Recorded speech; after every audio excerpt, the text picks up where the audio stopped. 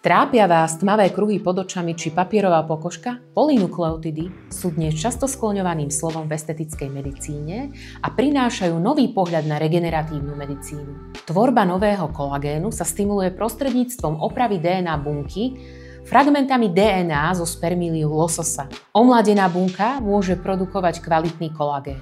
Lososia DNA je na 97% zhodná s tou ľudskou.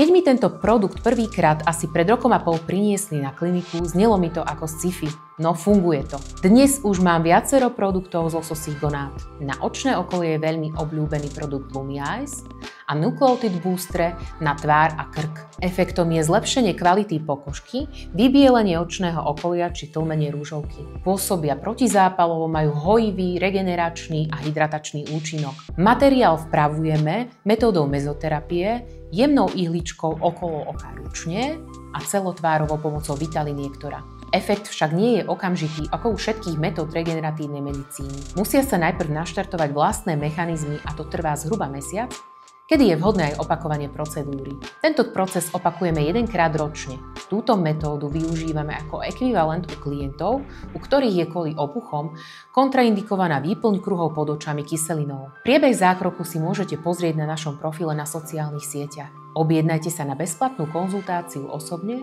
alebo na videokonzultáciu každý pondelok večer.